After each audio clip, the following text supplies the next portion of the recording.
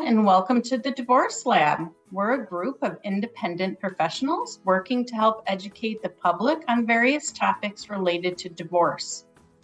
I am Carrie Goldring, a certified divorce lending professional who specializes in mortgage planning. And I'm Mark Avezai. I'm a certified divorce financial analyst. I work primarily in Troy, Michigan.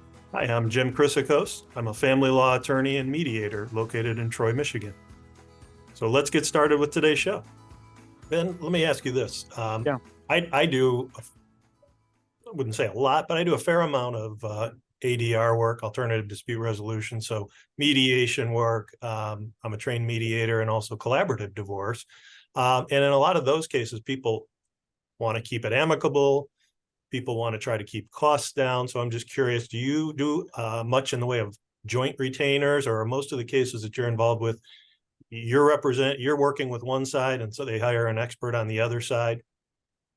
Good question. I'll take either. So I'll work for, I don't, some, especially in different fields, like you get in, med mal and other areas where experts are known as a plaintiff's expert or a defense expert. It doesn't work like that for valuation experts around here.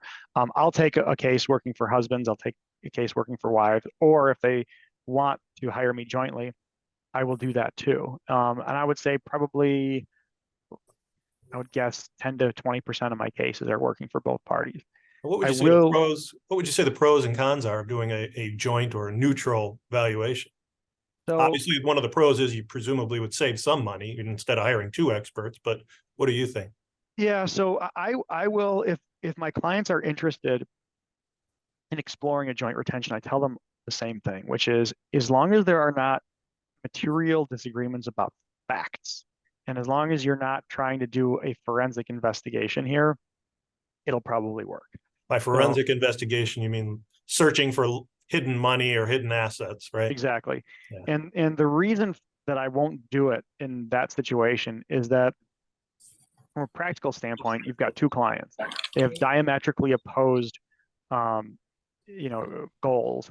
And if one side is saying, oh, I know that he's spending all this money on his girlfriend, and then I ask the question, did you spend money on your girlfriend? And he says no.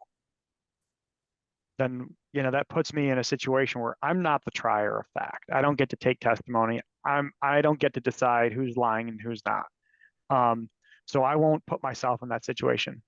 And early in my career, I found that happened over and over and over again when I was the neutral. And I decided to stop putting myself in that situation, because what happens is you end up having one side that tells you to investigate and the other side that tells you not to investigate. And it's it puts me as the expert in just an untenable situation.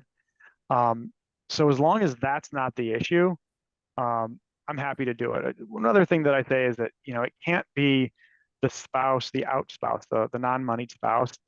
If they haven't been financially involved in, for the entire marriage, my involvement can't be their opportunity to catch up and learn all of the things that have been going on financially for the whole marriage. It's not like I can somehow balance the scales with knowledge and money that have been unequal for decades perhaps. As long as those are not the issues, as long as it's two people that are trying to be amicable, that are going to give me information and not lie to me, and and they're not concerned about the other one lying and bending the facts and that kind of thing, I'm happy to do it, and I do it all the time. And I would imagine that would be one of the upsides of a neutral valuation, is access to information relatively quickly, as opposed to waiting out lengthy discovery requests and then the court battles over whether the answers were sufficient and the follow-up questions. You can get pretty quick information, I would assume. Right. I mean, that's one of them, is that you usually get the information in a more timely fashion.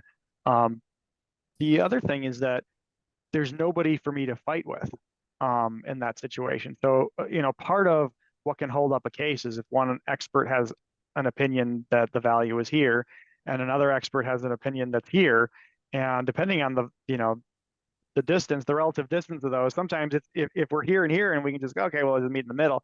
it's easy. If you're here and here, and there are millions of dollars apart, it can cause a case to go to trial or arbitration. If there's only one expert, then you don't have that. I issue my opinion. I say, here it is.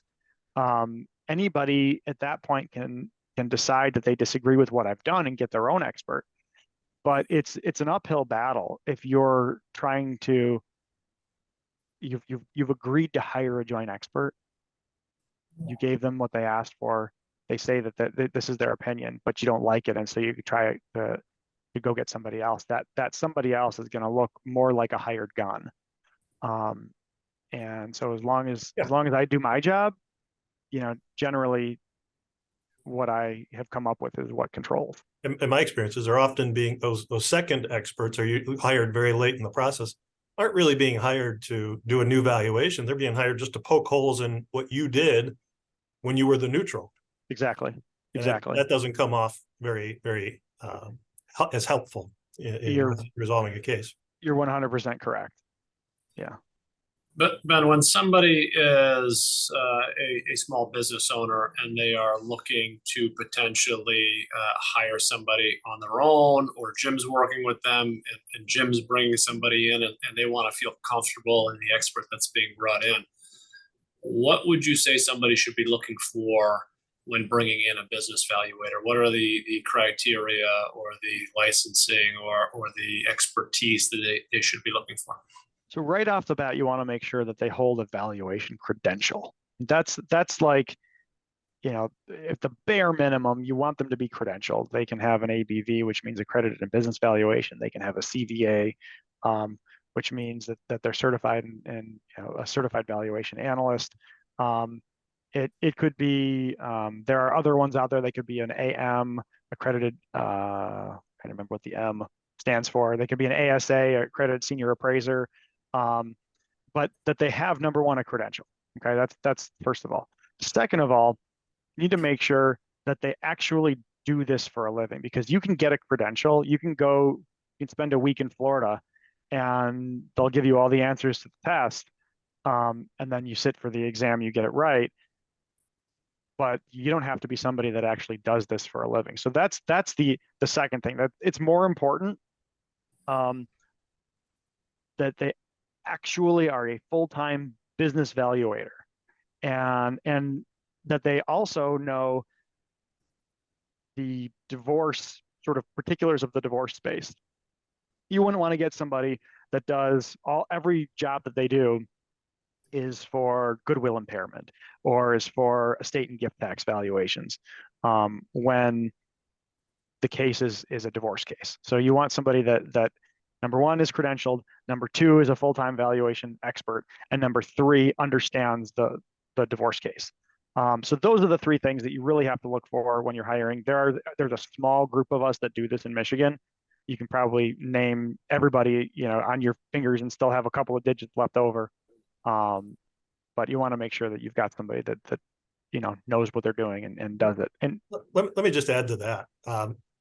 From the attorney's perspective, if it's a case that is in litigation or could end up going to trial at some point, one of my criteria is make sure it's someone that I believe that the judge assigned to the case will know and instantly recognize as an expert, because like Ben said, it's a fairly small community of really well-qualified experts. And to be able to bring your expert into a courtroom and not have to go through the process of qualifying him or her as an expert, because the judge knows the name, knows that he or she has attended seminars where Ben has presented on this topic or read articles published by Ben.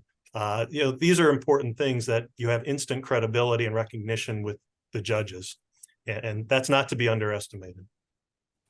Yeah, it's a very small community. I mean, everybody on this call knows it, but our viewers may not. And everybody knows everybody. And if I was at a mediation arbitration last week, where the arbitrator is also arbitrating another case that I'm involved with, and that person looked at the other expert's report and said, "Who the heck is this guy?" I don't know this guy. I know Ben, but I don't know this other guy. And you don't want that to be what the trier of fact is looking at or thinking. Even a mediator who doesn't really have any decision-making power, you don't want the mediator to not know who the expert is. You certainly don't want an arbitrator or a judge to go, who the heck is this person? I've never heard this person's name before. Thank you for listening to us today. You can find us on the divorcelab.com. You can feel free to take a look at our other episodes, and you can also leave some questions or comments for us on there as well.